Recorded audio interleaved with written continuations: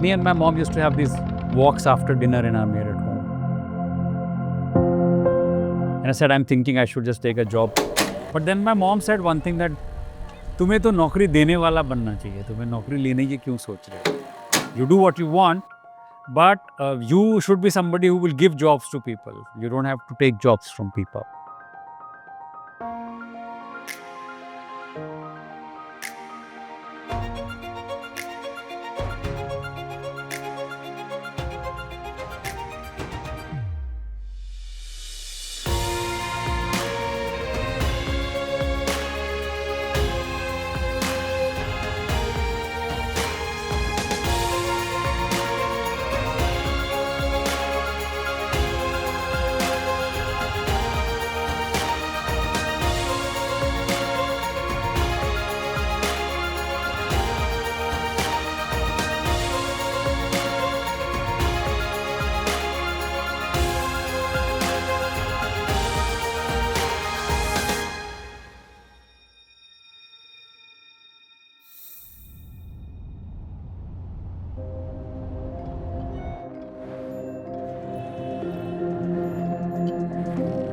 In today's fast-paced world, mindful living matters more than ever.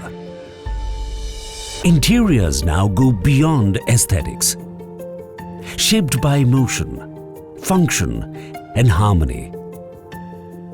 And at the heart of it all is one grounding element: the rug.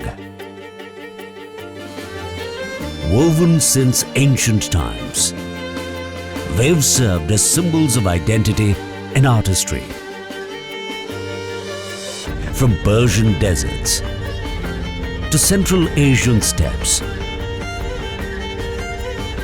today rugs blend tradition with innovation.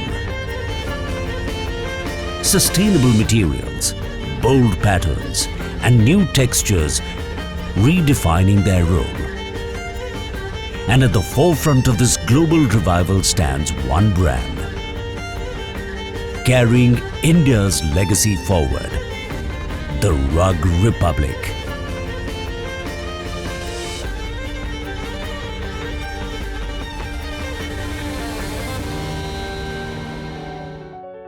The journey of Sharda Exports,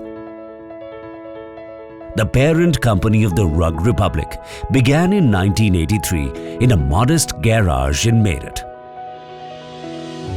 Mr. J.K. Gupta and Mrs. Binakshi Gupta started with just 6 weavers and an unwavering commitment to quality. So our family business was really cold storages and ice factories. And somewhere in the late 70s, the business of cold storages and ice factory was in a very bad shape because people started having more refrigerators. Ice factory, the whole concept of going and buying a block of ice was obviously receding. So that business in itself, for various reasons, was getting really cornered. So our parents needed to do something else. But we had this larger compound. Cold storage is a larger compound. Our home and cold storage in Meerut was a couple of acres. So one of my aunts, one of my uncles was in the carpet export business in Delhi, and they said to my parents, if you can make it, since you have the space, we'll help you to export it, we'll become your customer. So that's how 1983-84, our first few looms were set up in our garage and our cow shed. I was in class 10 when it really got started. So we were kind of growing up seeing the things being made at our home itself. So we have a very intimate relationship and a very close understanding of the product itself. So that way it's a kind of a family business, including other families of people who have been associated. So in the next 6-7 years, while I personally was at IIT Roorkee and then I was doing my business school at FMS Delhi, our parents, through their hard work, and my brother, he was also around, he also contributed a lot towards handling, account side or handling some of the factory side. So by late 80s, early 90s, the business had found its feet. It was supporting manufacturing for other exporters in Delhi. Very small turnover, about 30 odd people in all. But the seed had germinated.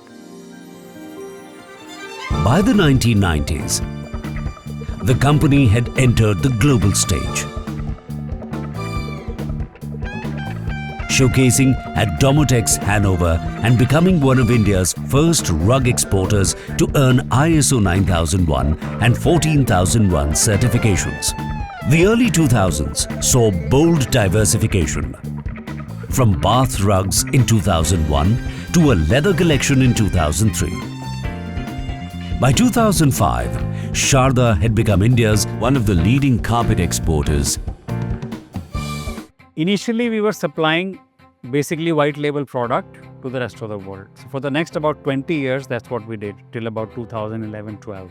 So like in any journey of a family business or a manufacturing business, the final holy grail of that is to create a brand, right? So you are a white label manufacturer, but then gradually in terms of value addition, in terms of flexibility, in terms of having the confidence to create your own collections, to sell under your own label. So that transition happened somewhere around 2011 and 12. 2012 is when we came up with this name, the Rug Republic, to say that this will be a collection which is available under our brand to a global audience, because by that time we already had customers in more than 85 countries. Then we went out from the realm of a classic Indian exporter of handmade goods without any B2C presence at all, versus being a player which can offer you both solutions. Not only offering solutions, but actually it's a huge amount of learning when you are suddenly facing the direct consumer yourself.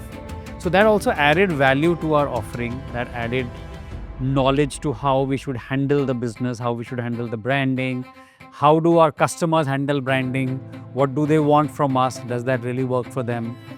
So I think all of those things really helped, and they help till today a lot.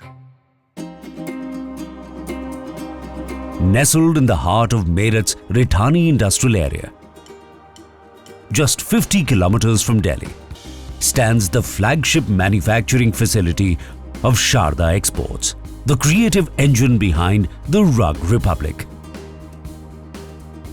So our company is actually known to make new things, new textures, innovations every day. And for that, it takes a lot of effort from our sides, our design team, our sample development team. So we go to any extent. We travel a lot. We travel to the remotest of the village to get ideas. We are in close conversations with our artisan communities. We get design ideas from them. We curate them in our labs, in our design studios. We come up with new ideas every day, and it's a whole lot of holistic approach. Each rug begins in the design studio, inspired by global cultures and translated into patterns by skilled designers. These designs become a visual script for master weavers, who bring them to life knot by knot, using age-old techniques and wooden looms, a meditative process that can take weeks or months. Once woven, the rug is carefully sheared by hand or machine to shape its texture. It's then washed and sun-dried on open terraces where water and light reveal its true colors. The final touches, binding, latexing and rigorous quality checks uphold the high standards of Sharda Exports. Only then does a rug earn its name, the Rug Republic. Look, the business exists because of the artisanal nature of the product. So there are many markets which do a very large-scale manufacturing of machine-made product, whether it's Turkey, whether it's Egypt, whether it's even US and Europe. Belgium used to be, now moved to Turkey. So the competitive advantage of India as a source lies in the handmade side, because A, there are craftspeople, B, the cost of labor is manageable, and the result is objectively very, very interesting, especially at the higher price points. You know, the charm of that product, even though machine-made rugs have become very close to the looks of a handmade thing, but still you can see that it's a very different vibe. So the more upscale decorators, the more upscale brands, they still value a lot in terms of how a product comes out when it's handmade. There is a quiet dignity in watching a legacy evolve. as the past seamlessly gives way to a promising future. This is the moment Sharda Exports finds itself in today. What began as a dream in the hands of grandparents and was shaped into a thriving enterprise by their son is now guided by the next generation. At the forefront is Raghav Gupta, a third-generation entrepreneur at the Sharda Exports. So over the past few years, of course, we've gone more and more on the sustainability route. In fact, a few years ago, we even shut down our own dyeing plant. And that's not to say we do zero colors. Of course, we do dye some colors. But the Rug Republic as a brand and its own offerings is very much natural yarns, undyed yarns, neutral colors, minimalistic design. So, the design element of this business is the real differentiator, because there are about 4,000 exporters of carpets in India. A lot of them have wonderful product. A lot of them are several generations into rug making. And I absolutely salute their craft. But our advantage was our exposure, our maybe some natural sense for design and creativity. Maybe the amount of travel and the keen eye that I think I personally, even if I was not in this business, I do pay a lot of attention to detail in terms of the hotels I stay in, the places I visit. So yes, design, and then the ability to understand design not only as a product, because I have to understand that I am not an artist, right? If I am a designer has to sell to the context of their customer. Now, if my customer base is in 85 countries, so there is a geographical spread of taste, then there is a market segment based spread, because there's some high-end brands, some customers on, premium end brands. So we are very specialized in the product. But within that product, we service all kinds of markets. I think this is probably something that I picked up from my father, just seeing him all through my growing years.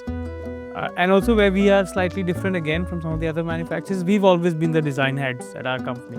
Of course, we do have professional designers, but the design leadership has always come from us. And we get inspired by everything, right? So it can be a lot of travel. So all of us are travel junkies. We're constantly picking up ideas. So it's always, I think, when you go through life with your eyes wide open, and inspiration is everywhere. Our core philosophies are very much based in Scandinavian ideas, and I think that's why we are an especially fascinating brand compared to some of the other manufacturers in the country, because when you look at us and you look at our design language, it doesn't scream Indian rug brand, but it is, right? It is fully handmade. It is the same techniques that were being used over 100 years ago. We pay a lot of attention to our catalogs and showroom, the way it's set up. It's very avant-garde in the Indian context specifically. So we get a lot of brilliant minds to visit us in a year. Finest brains in the business, finest designers of the business visit us. And each interaction is a learning, because these are the people who are front and center in the marketplace. They are coming to your showroom, you're having a whole day with them or half a day with them, you're interacting on product. You're also co-creating collections by saying that, why don't we change this? Can we add this texture? How do we bring the price down? So all of these conversations are education. They are priceless education, which you cannot get unless you are practicing that sort of craft. And that way we've been very fortunate to deal with a wide spectrum of customers in both directions. In a world driven by automation and mass production, the Rug Republic has chosen a more human path, empowering artisans and preserving traditional handcraft. Personally, as an entrepreneur, I'm not driven by something which is just a commodity. So our business celebrates the fact that there are these artisans. So artisans obviously are the soul of this whole thing. In many ways, our business is very interesting because it connects the two worlds of artisanal and traditional manufacturing as it used to be 100 years ago, to cutting edge home fashion of brands which are globally selling things to a modern consumer. So first of all, I'm very, very proud to say that we are the only Great Place to Work certified company in this kind of a trade. Now that is not just a certification, that is some sort of a validation and comparison with international standards in terms of best employment practices. So we also have certain very good practices. For example, you see people need money from time to time outside the wages that they earn. And typically I saw that people end up, borrowing money from a local village, some sort of a money lender or someone like that. And that kept them a lot into this some sort of a debt trap. So we created certain models where if somebody is working with us for 3 years at least, then they can take money equivalent to 4 months of their average. So an average worker can easily get 50, 60,000, 100,000 rupees without too much fuss. It's almost like an auto approval model. So those things we sort of integrate into our business practices. From a staff perspective also, their loyalty bonuses, their performance bonuses. There's a very transparent model of incentives, which is either a point-based system or a percentage-based system if you are selling or you're cost saving, etc., etc.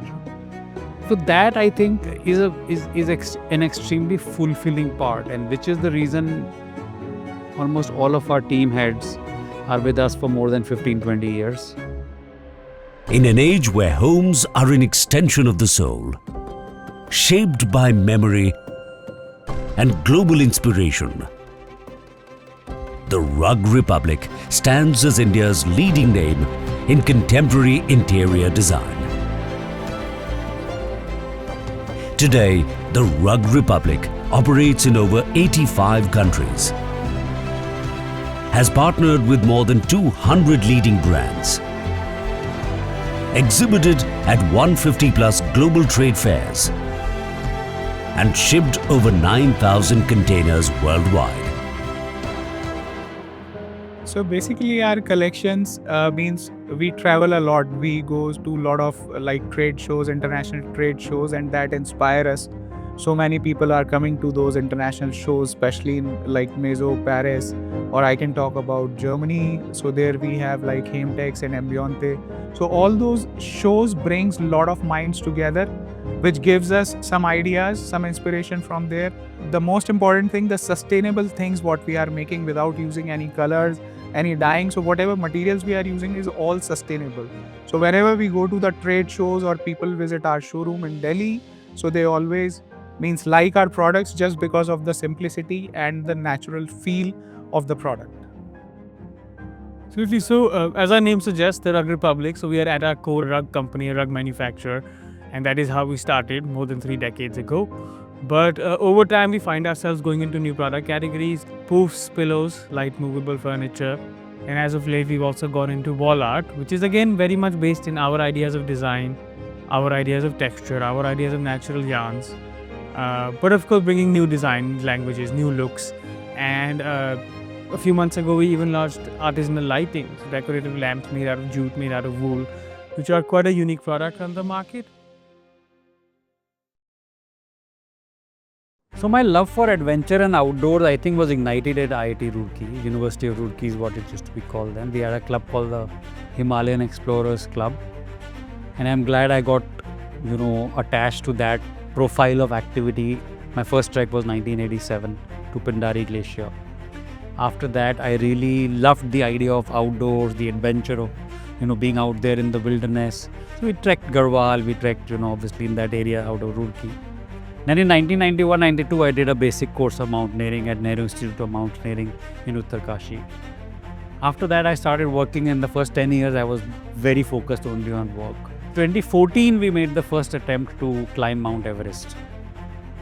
And before that, I had also done other adventure trips like Brahmaputra expedition for rafting the Zambezi in Africa.